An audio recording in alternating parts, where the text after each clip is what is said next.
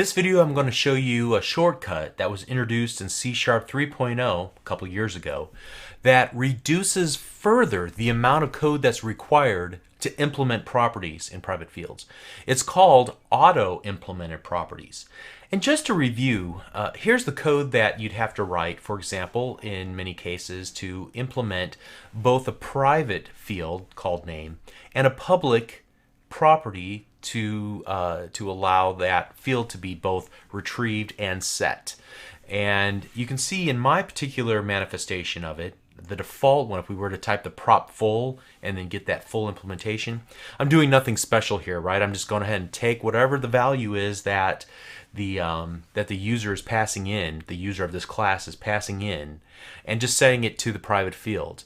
Now we said before that, you know, properties, the set, especially in the property, is important because it's the gatekeeper. It prevents users of the class from setting the object to an invalid state by setting the property to something that's nonsensical. But here I'm not really doing any checking. I'm just doing a lot of extra typing for the sake of formality, right? So this happened enough that the C# team heard that, and so they decided to create auto-implemented properties. So take a look. I'm going to re-implement all of this, but I'm not going to do that. What I'm going to do is this: public string name get set, and I'm done. Okay, so when your application is compiled, the compiler will create the private field, and that private field can only be accessed through the get and the set as defined here in this auto-implemented property. It's doing all of that behind the scenes during compile time. It's just that you don't see that backing private field here in code. It's a pretty cool little shortcut.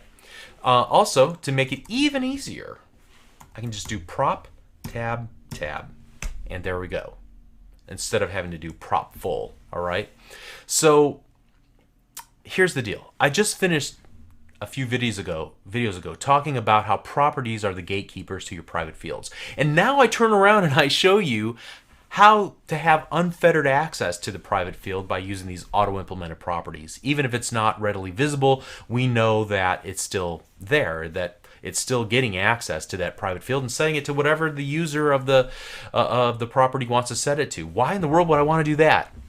Well, it's considered a good practice to expose properties publicly rather than expose those values through public fields.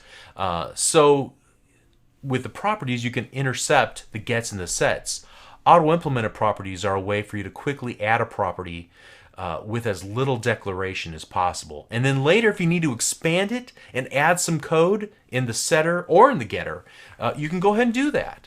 So it might just be a stopgap measure as you're developing your application, but ultimately it's a way to stay consistent across all the fields of information that you want to make available within your application.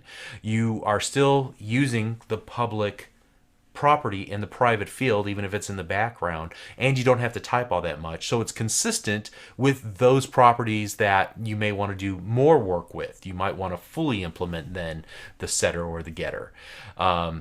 And so then you can go ahead and expand the set like we've done in previous examples when you have a business reason to do so.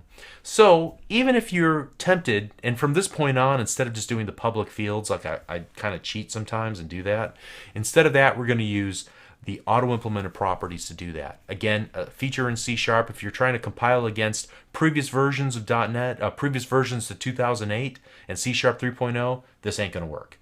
But it should work in 2010 just fine, 2008, as long as you're not changing the .NET assembly that you're compiling against, the version of it. Okay. All right, so that wraps up our discussion of code for today's lessons. Pretty easy day, just conceptually trying to understand more about inheritance and also overriding and overloading methods. Okay, but in the next videos we're going to look at UML, some new UML to represent those ideas, and then we're going to look at some things about the IDE, and then we'll be ready for our homework assignment. So an easier day today.